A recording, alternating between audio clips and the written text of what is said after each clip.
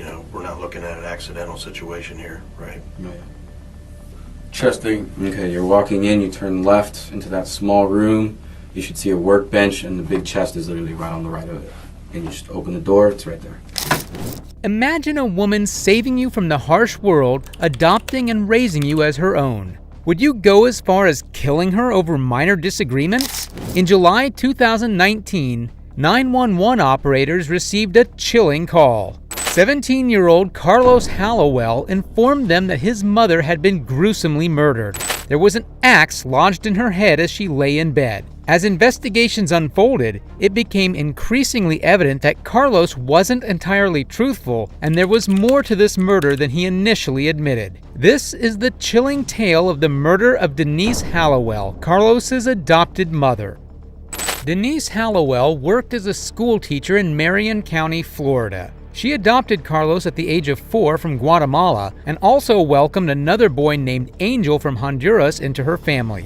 As Carlos grew older, around the age of 11, he started experimenting with alcohol and drugs, resulting in his expulsion from school in January 2019. In an effort to guide her son towards a better life, Denise began to tighten her grip on his behavior. Unfortunately, little did she know that this decision would ultimately lead to her tragic death. Following the unsettling 911 call in July 2019, the police hurried to the house and discovered Denise lying face down on the bed, an axe in her head, lifeless and cold. Carlos explained to the police that he was there when the crime happened, but claimed to have slept through it. However, his account raised numerous questions that would soon be addressed during the interrogation process. In the interrogation room, the officers questioned Carlos about what he saw, as he was the last person she was with before her tragic death. Oh, man. Hold on, Carlos. Going on, hanging in there, man? Just trying to accept the fact. So we're brought out here, and we're just trying to talk to you, see if you could, help us out and let us know what all took place. Okay, my mother and I came back from the funeral, and we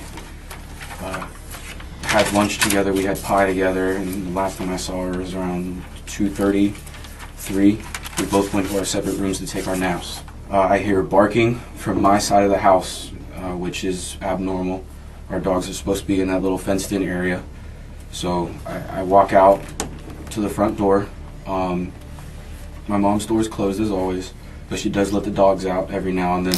According to Carlos, he didn't hear the killer enter or any form of resistance from his mother. He only woke up when their dogs started barking. However, things weren't quite right, and something seemed off about his story from the very beginning. The front door was wide open. I figured she might have forgotten to close it. I looked outside. Our dog, the 2 green gates that you guys walked through, completely open. Every now and then my mom sometimes does that. She's getting older and she forgets things very easily now. So went to go find the dogs, checked around the property looking for them. I couldn't find them, so I went to go wake my mom up to help me find them, and then I found her there. What funeral did you go to? We went to her friends, Kathy, I forget her last name. It was in St. Petersburg. The whole family was there, close friend families. According to Carlos, everything had been normal earlier that day. He and his mom had attended a funeral, gone to church, and even enjoyed apple pie from Denise's favorite place. However, if everything was seemingly normal, how did Denise end up dead?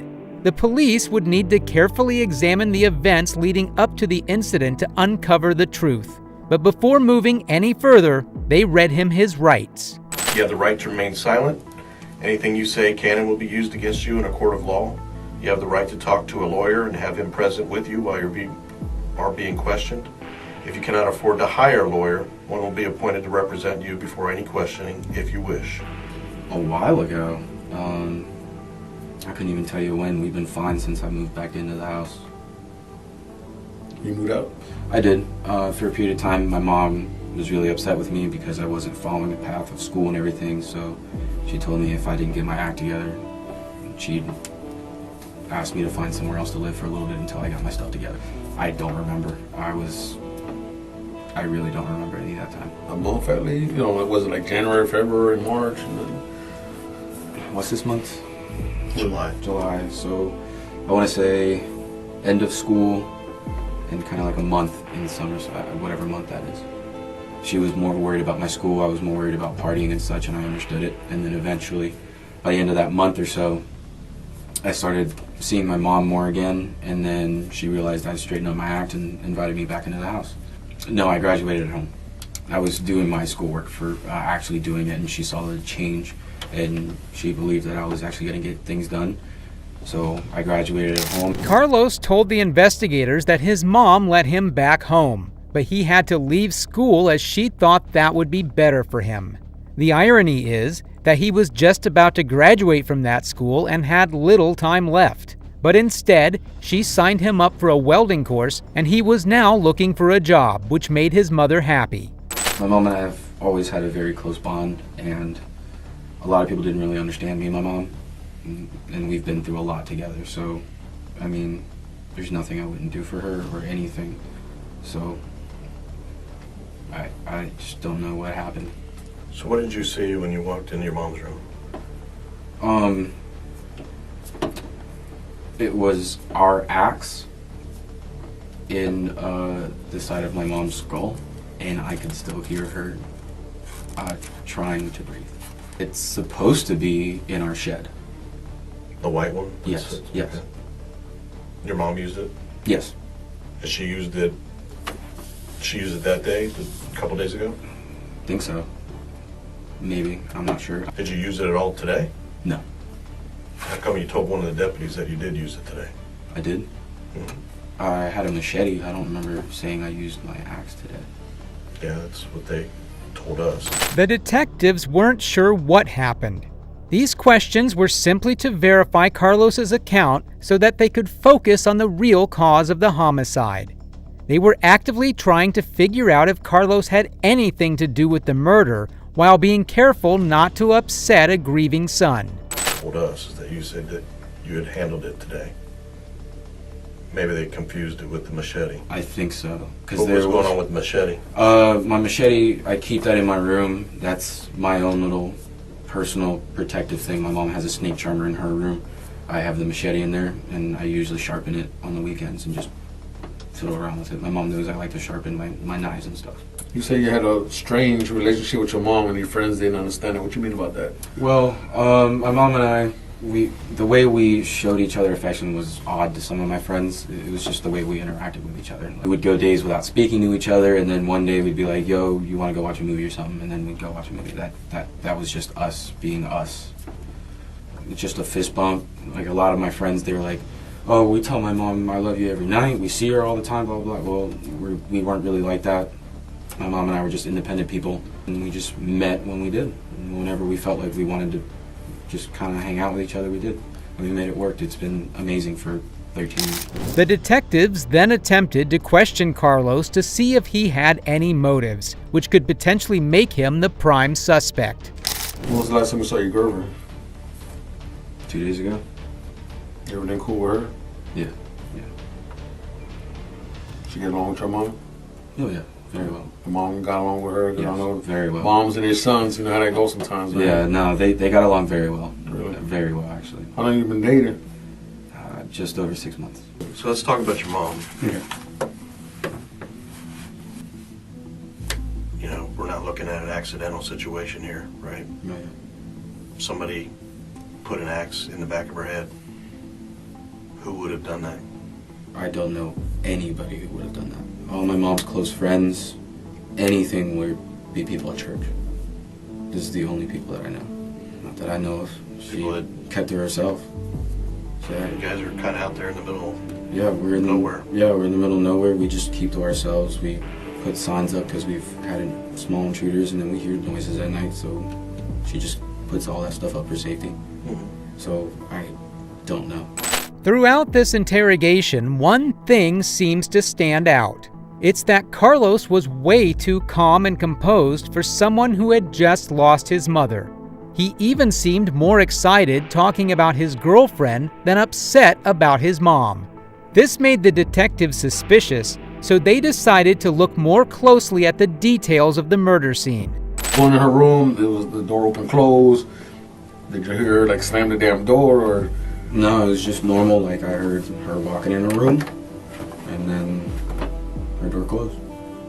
Was the TV on? Did she watch TV before it was? And then I've stayed there the whole time. Until the dog started barking. Yeah, and then I heard the dog barking from where it shouldn't. And I was like, oh, okay. Went outside to check. So they've sometimes slipped through the little cracks, but when I went out, the doors were completely open. The gate doors were completely open, and so was the front door. What happened? What was your reaction? What was it that you was trying to? Originally, I was shocked, but then I ran to her, shaked her a little bit, and then I could hear her breathing, and then I just started crying, yelling out, "Mom, I'm getting help, call 911." I just shook her, wasn't responsive except just breathing. I don't know what to do, and I didn't want to do something stupid where like take it out and she just bleeds to death or something. I didn't know what to do, so I just called you guys. I didn't want to mess with anything. I just didn't know what to do. This is the point where the detectives started doubting Carlos's honesty. Considering the severity of Denise's injury, it seemed unlikely that she could still be breathing as Carlos claimed. By that time, she would likely have already passed away. Alarmed, the investigators began pressing Carlos for a detailed explanation of the events. I didn't know what to do.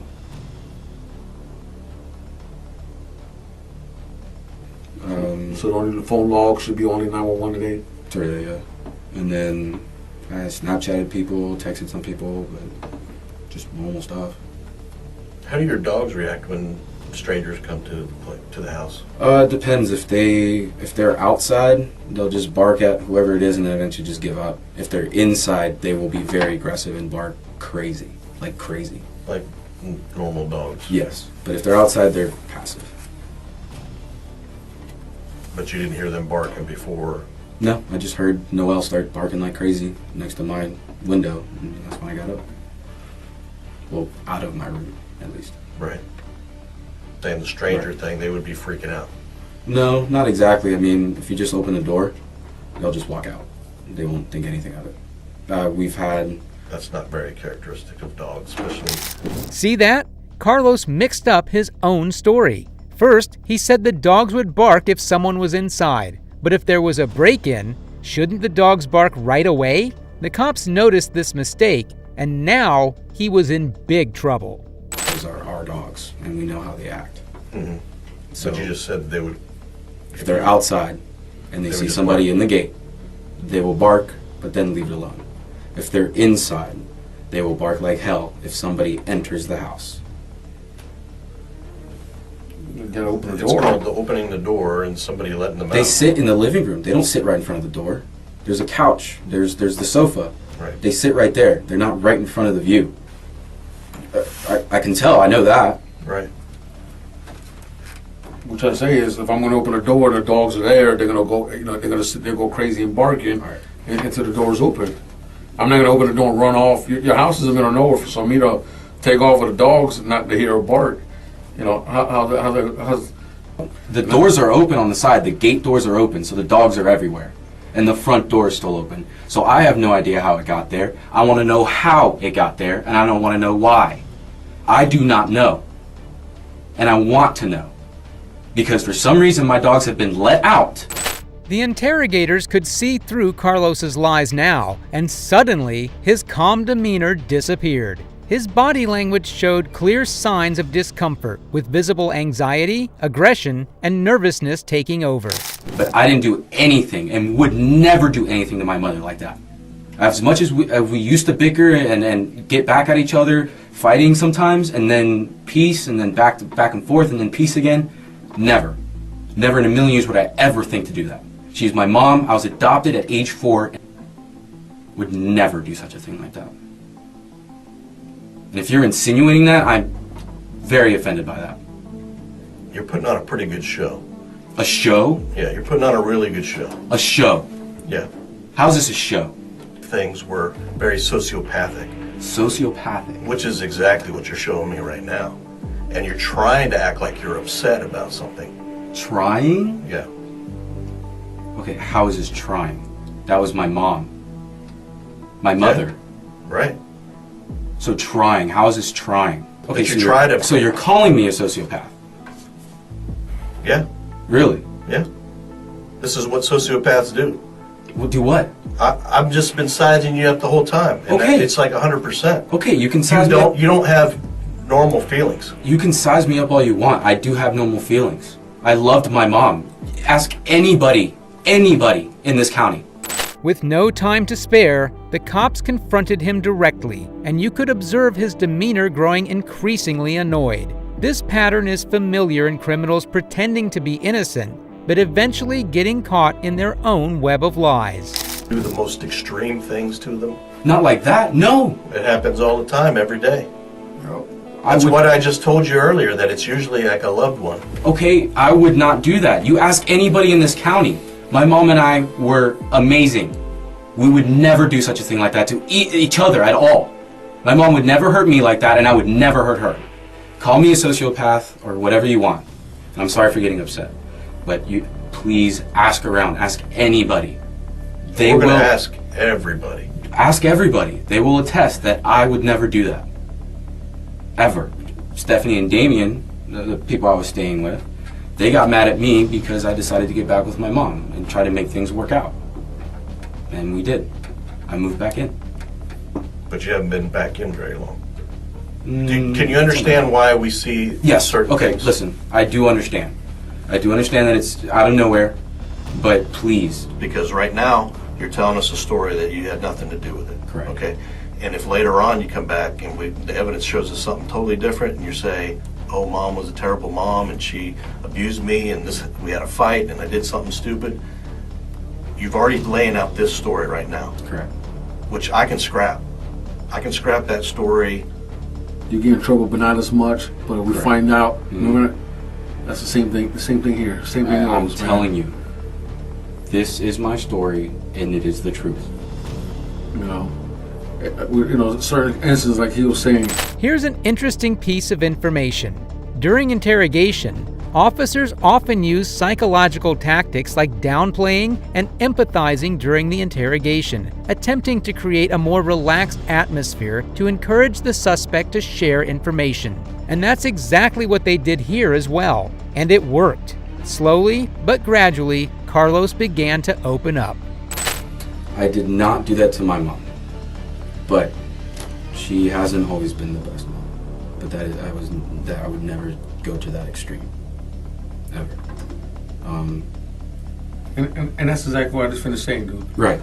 A split-second decision of an accident Right. does not take away love. Well, no, I would not hurt my mom like this. No. And that was an accident. Correct. That was an But accident. never- And that's what we're saying. That's Right. what we're saying. Never this far. Like I said, the neighbors were saying that they heard you guys argue. Not today. No, it wasn't us. When was the last time you guys argued to that point that the Two. neighbors could hear you guys? Man? 2-3 days ago, it was about the school. She was mad, and she just started yelling at me. And then that's all we want, man. We're not here trying to jam you up. All we just it's the truth. You guys just want the truth, so. And that's all we want, man. Like I said, me and my wife could have issues at the house, Right. but once we're in public, just like you push the problems to the side. You go ahead and act right, and when you get home, you just got to deal with the problems again. Yeah. And that's no more living, man. Never do this to her, ever. The cops kept asking questions, but Carlos stuck to claiming innocence. Up until now, the police lacked enough evidence to accuse Carlos of the murder. They had no choice but to release him, given he was just a 17-year-old minor. But they continued searching for conclusive proof. Meanwhile, Carlos turned to social media to express grief and invite friends to his mother's memorial. 9 weeks after his mother's murder, Carlos was summoned back to the interrogation room. What was the name of the dog? Lou, Lou. I did not. You never found him? No, they came back. I don't know if we know. Where were you when they came back? I was in the gate. You guys were all here. Where you were sitting at?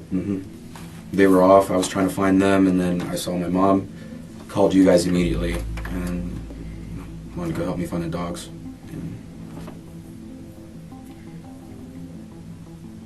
So then what? You see her?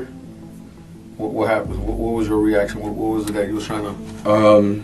Originally, I was shocked, but then I ran to her, shaked her a little bit. That's Rick's. The gate right before ours, I don't know if it's green or black, but that is the Livingston's, and then there's Amy Alfred's.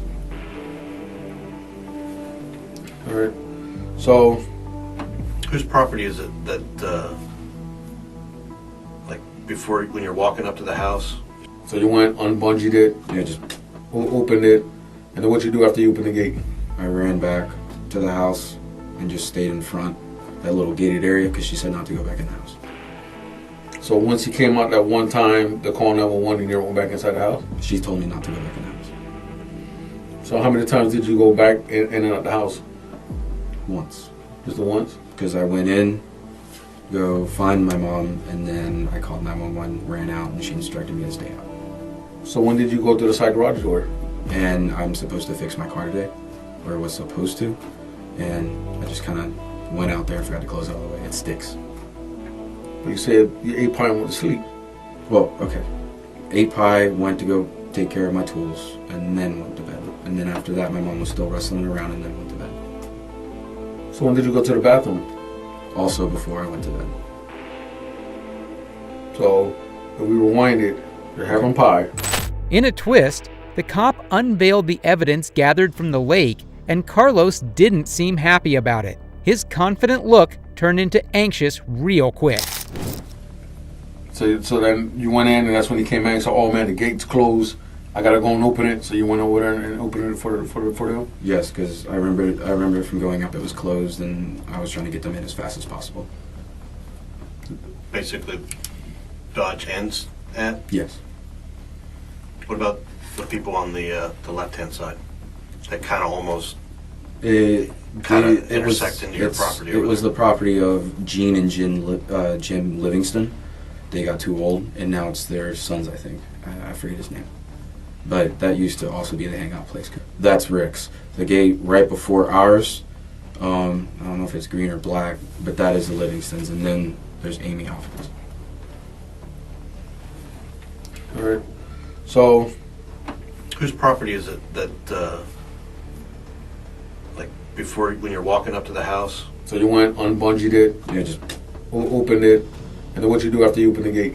I ran back to the house and just stayed in front, that little gated area, because she said not to go back in the house. So once you came out that one time, the call 911, and you went back inside the house? She told me not to go back in the house. So how many times did you go back in and out the house? Once. Just the once? Because I went in, go find my mom, and then I called 911, ran out, and she instructed me to stay out. So when did you go to the side garage door? I'm supposed to fix my car today, or was supposed to, and I just kind of went out there and forgot to close it all the way. It sticks. But you said you ate pie and went to sleep. Well, okay. Ate pie, went to go take care of my tools, and then went to bed. And then after that, my mom was still wrestling around, and then went to bed. So when did you go to the bathroom? Also before I went to bed. So if we rewind it, you're having pie. The detective found out that Carlos was close to the lake when he called the police, contradicting his earlier statement of being in Denise's room. There was something fishy going on at that lake, and to determine the truth, they decided to use a diving team for a thorough search. Soon after, detectives discovered Denise's disconnected CCTV cameras and her discarded mobile phone in the lake behind the Hallowell residence. 3 cameras were found submerged by the lake. Carlos kept denying everything during the interrogation process. He even claimed he didn't remember anything from that day and everything was a blur. But the cops weren't buying it. They had enough of his lies. The police then disclosed to Carlos that his mobile phone data contradicted his initial claim of taking a nap. He was never asleep while his mother got murdered. With his entire story now falling apart, he finally chose to tell the truth. No the footsteps, no nothing. Once you heard her going to her room, that was it. That was the end of it. Nope. I had my TV on with I don't even know if it was on. It was probably baseball. So, but more than likely, if somebody broke in, Well, that we're going, just saying the stranger Right. thing, they would be freaking out. no, not exactly. I mean, if you just open the door, if somebody enters the house, If you Somebody had to enter the house. Well, if you open the door and you just let them out and they're spread around everywhere, how are they supposed to see anybody? You gotta open the It's door. called the opening the door and somebody letting them out. They sit in the living room. They don't sit right in front of the door. There's a couch. There's the sofa. Right. They sit right there. They're not right in front of the view. Somebody had to come into that house and do what they did to your mom. What I say is, if I'm going to open the door and the dogs are there, they're going to go, they're going to sit there, go crazy and barking until the door's open. I'm not going to open the door and run off. Your house is in the middle of nowhere for some me to take off with the dogs and not to hear a bark. How's explain that if I'm going to open the door, I can't run that fast with the dogs. I don't know. You guys are detectives. Aren't you supposed to figure this out? Yeah. My mom understood that I'd always be out, not really home. So. I said, get my little. After Carlos confessed to killing his mother, investigators were still puzzled about why he did it. However, they finally caught the killer, and it turned out to be Denise's adopted son. Almost 2 years later, on Friday afternoon, July 9th, a jury found 19-year-old Carlos guilty of premeditated murder after a 3-day trial. The jury took about an hour and 25 minutes to reach a verdict. Carlos could face a life sentence in prison, but he can't get the death penalty because he was a minor when he committed the crime. What are your thoughts about this case? Share them in the comments. Don't forget to hit the subscribe button for more videos related to criminals and their tactics. I'll see you in the next video.